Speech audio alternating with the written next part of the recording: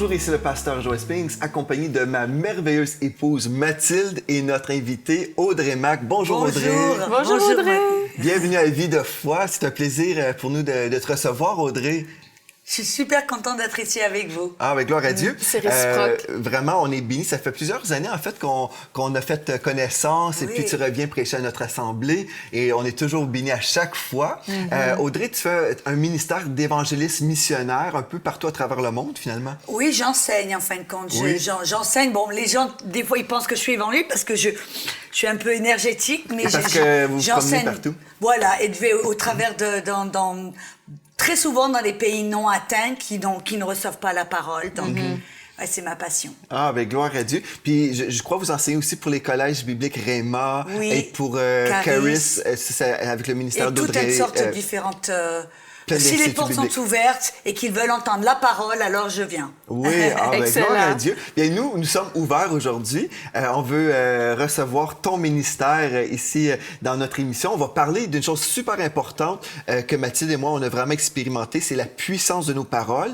Et je sais, toi, Audrey, tu as vécu des guérisons surnaturelles et tu as vraiment compris que c'est important pour nous de s'accorder avec la volonté de Dieu dans notre vocabulaire. Et il y a plusieurs chrétiens qui sont là et puis ils vont parler de leur réalité au lieu de parler la vérité de la parole de Dieu. Donc, on va commencer une semaine d'études ensemble, une étude biblique, et on va parler de la confession positive. Et une chose aussi, des fois, les gens s'imaginent que la confession positive, c'est simplement dire des choses positives, mais c'est au-delà de ça, c'est de vraiment parler comme Dieu parle.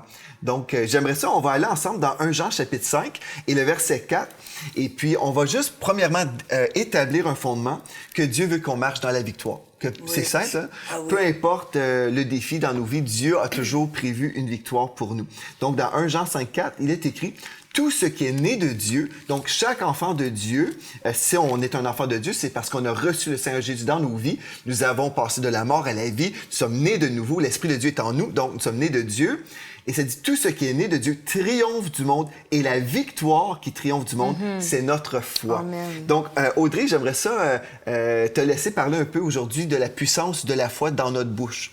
Mais Dieu est un Dieu de foi. Et la foi, c'est pas simplement quelque chose que l'on fait de temps en temps.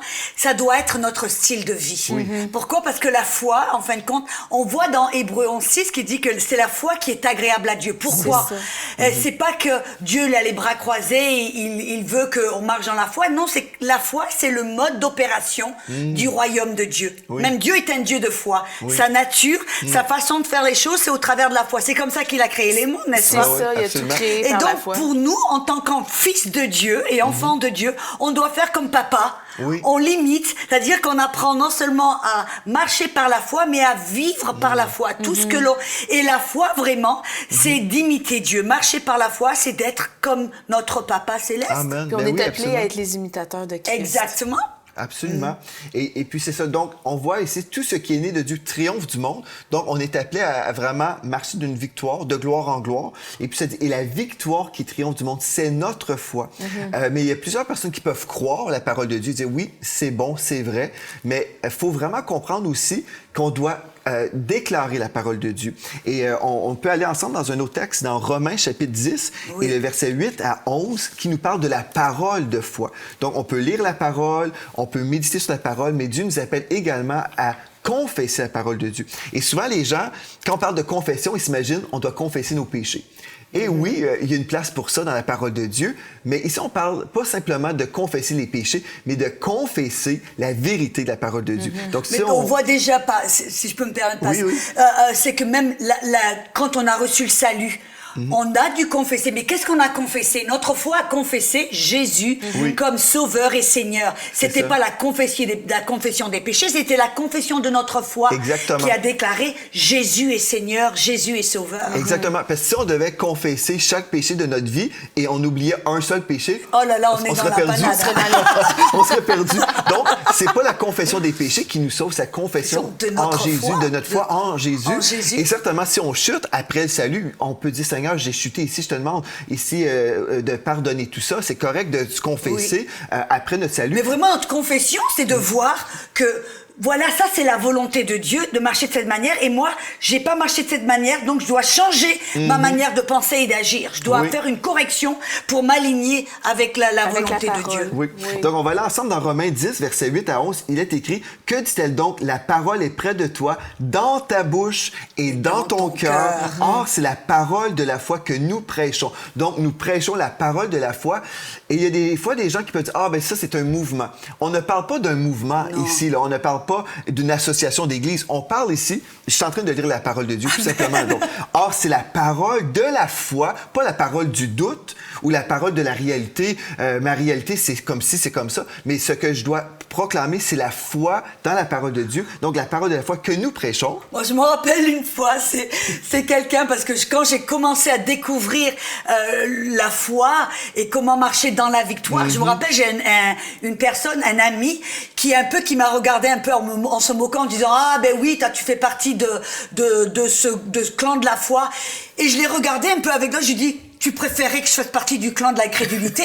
Alors ça lui en a bouché un coin. Il savait plus quoi dire. Mais c'est vrai, en fin de compte. Oui. La foi, c'est pas un mouvement ou un groupe. La foi, c'est la parole, c'est Dieu.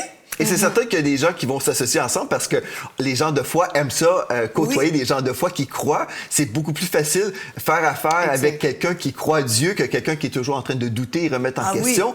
Oui. C'est un peu épuisant, j'avoue, être toujours avec des gens qui disent « Est-ce que c'est vraiment ça que Dieu veut? » Mais quelqu'un qui va lire la parole de Dieu et qui va dire « Ah, pour moi, c'est oui et amen. » Ah, c'est merveilleux. Bien, souvent, les gens de foi sont perçus comme des super chrétiens, extrémistes. Et, moi, j'aime être considérée comme une extrémiste, si on peut dire ça, si j'ai la foi, Et si tu marches dans la victoire! Oui, ben c'est ça, mais en fait, je pense que Dieu nous appelle à être des extrémistes, à croire indéniablement sa parole. Qu'est-ce qu'il dit? C'est écrit.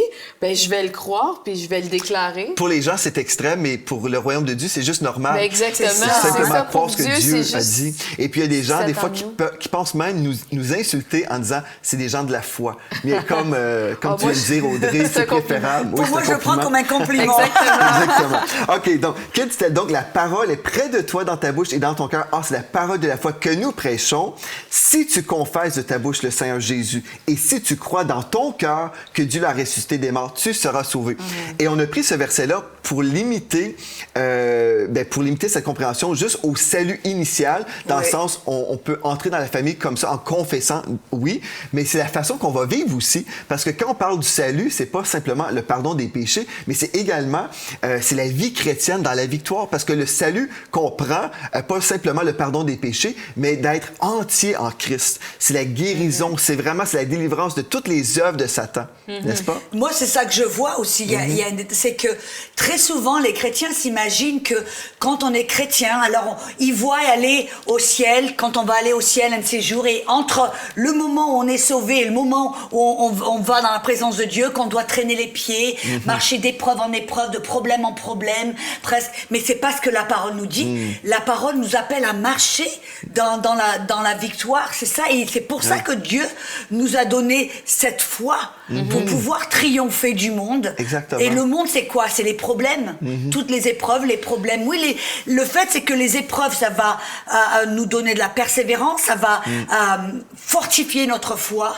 Mais pourquoi? Parce qu'au travers de la foi, on est appelé à surmonter et à conquérir et à vaincre ces épreuves. Absolument. Puis en tant qu'enfant de Dieu, n'est-ce pas normal qu'on soit différent du monde? Je pense qu'en quelque part, on doit se démarquer avec les privilèges qu'on a reçus. C'est un privilège de pouvoir confesser la parole et de la voir se manifester dans notre vie. Exactement. N'est-ce pas? C'est ça. Donc, si tu confesses de ta bouche le Seigneur Jésus, si tu crois dans ton cœur que Dieu l'a ressuscité des morts, tu seras sauvé. Et c'est un salut, pas juste un jour où on a donné notre vie au Seigneur Jésus, mais c'est un salut perpétuel. À chaque jour, je peux être sauvé de la maladie, sauvé de la pauvreté, sauvé des accidents. À chaque jour, je peux marcher dans cette dimension-là du salut, car c'est en croyant du cœur qu'on parvient à la justice. Donc, j'étais pécheur, mais aujourd'hui, je suis un saint de l'Éternel, juste sans défaut. N'est-ce pas merveilleux d'être marié avec un homme parfait, chérie?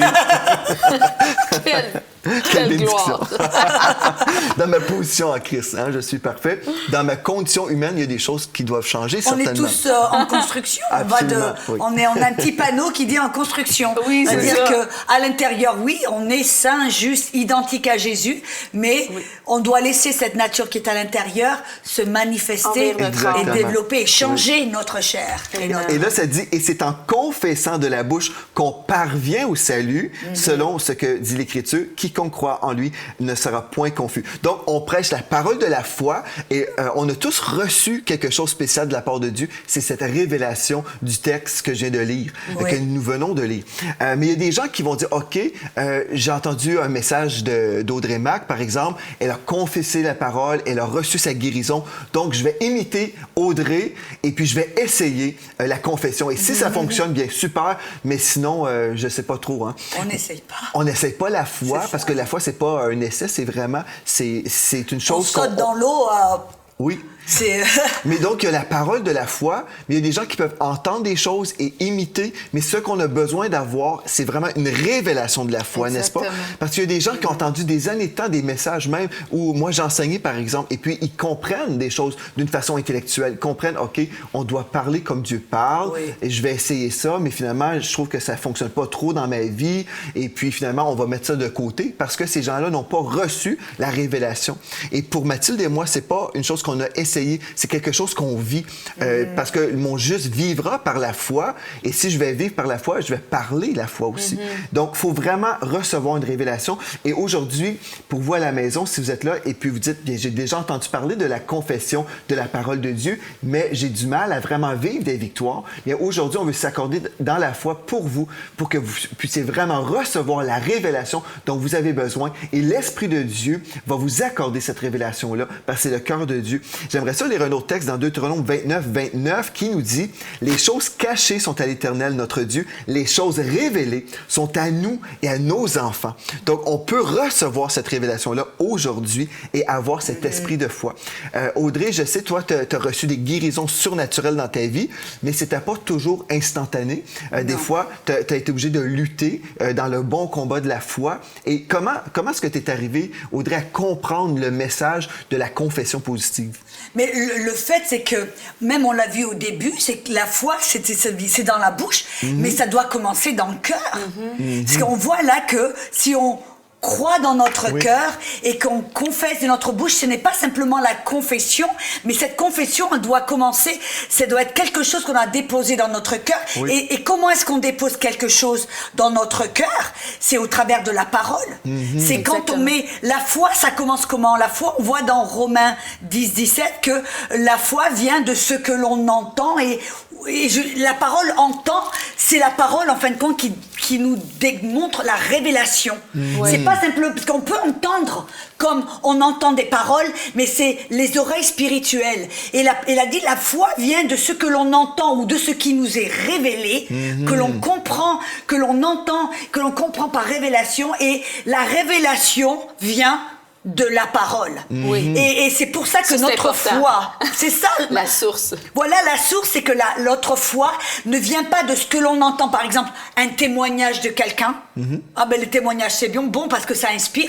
Mais notre Ouais. foi doit être ancrée, basée sur Amen. la parole. Ça, c'est bon. C'est La pour ça. révélation de la parole. C'est pour ça, des fois, on peut suivre, admettons, un orateur à la télévision, Oui. et puis si tout d'un coup, il prend une fausse route et puis commence à enseigner des fausses doctrines, est-ce qu'on va remettre en question tout notre enseignement? Est-ce qu'on va dire, finalement, tout ce que j'ai appris pendant des années de temps, je vais mettre ça de côté? Non, parce que si pendant des années, cette personne-là enseignait la foi, et c'était biblique, et moi, j'ai attaché ma foi à un passage biblique. Et puis, par ça. exemple, j'ai dit le verset 10 qui dit « C'est en croyant du cœur qu'on parvient à la justice, c'est en confessant de la bouche qu'on parvient au salut. » Donc, si moi, j'attache ma foi à ce verset-là, et je dis « C'est en confessant que je parviens au salut », bien, je crois ce que Dieu a dit.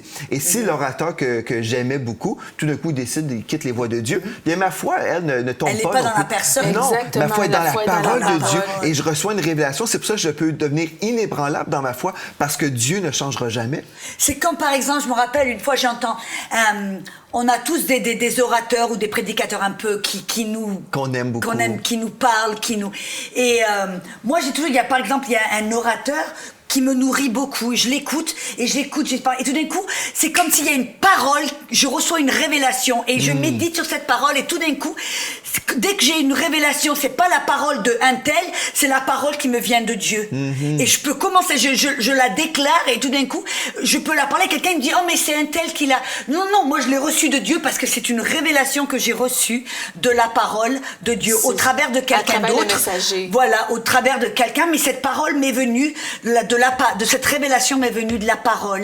Parce que c'est là notre foi doit être dans la parole. Amen. Moi, je me rappelle, si je peux me permettre un petit témoignage, un monsieur qui a entendu un message sur la foi, la guérison. Et ce monsieur était diabétique. Et il a entendu le message sur la foi, comment on doit croire qu'on a reçu. Et donc, après, on priait pour lui, il a cru, il savait qu'il était guéri, donc il est retourné à la maison. Et sans même y réfléchir, le lendemain, il est allé vers le frigidaire pour prendre son insuline.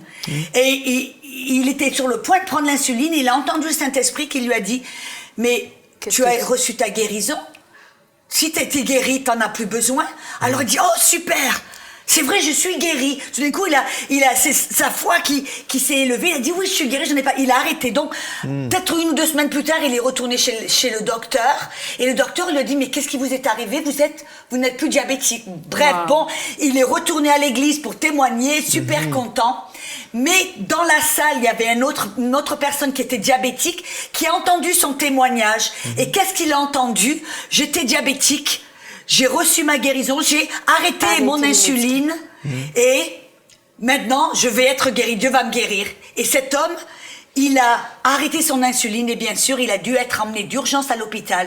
Et les gens me disent, mais pourquoi? Parce qu'il s'imagine, qu'est-ce qu'il a entendu? Il n'a pas entendu la parole, il a entendu un témoignage. Et sa foi Ce témoignage, l'a inspiré, mais sa foi n'a pas été basé sur la parole, une révélation qui venait de la parole. Ça a été inspiré par le témoignage de quelqu'un. Un témoignage, c'est bon, ça nous inspire, mais notre foi doit être basée. On doit recevoir une révélation et cette révélation doit venir de la parole. Gloire à Dieu. Absolument. Et c'est ça, la révélation est tellement importante parce que des fois aussi les gens vont entendre des témoignages comme ça, la personne qui dirait, bien moi j'ai fait la même chose et puis finalement ça n'a pas fonctionné. Et puis là, on peut se décourager, dire, ah mais finalement, là on rentre dans toutes sortes de questionnements, mais la foi elle n'est pas bâtie par les questionnements. La parole ou la foi est bâtie à partir de la parole de Dieu. Donc il y a des choses qu'on doit mettre de côté aussi. Si on ne comprend pas toutes choses, je ne comprends pas toutes choses. Hein? Et puis, je suis certain, Audrey, c'est la même chose. On n'est pas Dieu. Il y a des choses qu'on va apprendre au ciel, sûrement. Mais, ceci dit, c'est que si je vois quelque chose dans la parole de Dieu et je dis, OK, c'est écrit, c'est ça que je vais croire pour ma propre vie, et là, je reçois cette révélation par le Saint-Esprit, je peux m'attacher à cette parole et marcher dans la foi et dans la paix surnaturelle aussi, parce que j'ai reçu cette révélation-là. Et il n'y a personne qui peut me l'enlever. Et c'est ça qui est vraiment tellement important. Aujourd'hui, on veut parler de la réception, de la révélation de la confession, parce que il y a trop de personnes qui ont essayé et qui ont entendu, mais qui n'ont pas reçu la révélation. Et puis, comme tu viens de dire, Audrey, qui nous dit dans Romains 10, 17, la foi vient de ce qu'on entend et ce qu'on entend vient de la parole de Christ. Et c'est pas non plus juste la parole qu'on a entendue une seule fois, c'est la parole qu'on entend constamment. Donc, on doit s'exposer à la parole de Dieu parce que la foi vient de ce qu'on entend et justement, notre foi va être bâtie comment on va entendre à plusieurs reprises la parole. Oui. Et moi, je vois ce qui est important, c'est très souvent, si par exemple, j'entends les gens qui disent, oh ben, la foi, ça a pas marché. Et je dis non, la foi, elle marche. Vous n'avez pas pu la faire marcher. Et très souvent, quand les gens, ils se disent, oh ben, si la victoire, c'est la volonté de Dieu, ou si la guérison, c'est la volonté de Dieu, ça va se faire automatiquement. Non, pas forcément. Même si c'est la volonté de Dieu, la guérison, par exemple, c'est que on va la recevoir, c'est la volonté de Dieu, mais ça va pas se passer automatiquement. Et si ça s'est pas passé, c'est pas parce que Dieu ne l'a pas voulu, c'est que ici, nous, de ce côté-là, on n'a pas connecté. Et je me rappelle, j'ai découvert ce verset dans Matthieu 13. Dans Matthieu 13, dans le verset 13, Jésus a dit, il dit, la prophétie d'Ésaïe se réalise dans ce peuple parce ils ont vu, mais ils n'ont pas vu. Ils ont regardé, ils n'ont pas vu. Ils ont entendu, mais ils n'ont pas vraiment entendu. Ils ne comprennent. Et ils n'ont pas compris avec leur cœur. Et Mais je vais ouvrir là sur ce verset parce que je ne veux pas Je peux vous charcuter. lire dans Matthieu 13, c'est pourquoi je leur parle en parabole, parce qu'en voyant, ils ne voient point, et en entendant, ils n'entendent ni ne comprennent. Et C'est ça. Donc, la foi ou la confession, dans le fond, si tu peux nous expliquer, c'est quelque chose qu'on peut pas essayer, là. non, on n'essaye pas. C'est ça. On doit avoir. On est en train de parler de la révélation C'est ça. de la parole qui va nous donner cette foi, qui va nous permettre de confesser. C'est ça. Non pas comme en disant sans comprendre ce qu'on dit, en disant que simplement que non, on doit croire du cœur Ouais, c'est et ça. confesser de la bouche, mais afin de pouvoir obtenir ce dont on a besoin. Jésus, il nous dit là, les gens n'ont pas. On voit dans le verset, je crois que c'est 14, oui.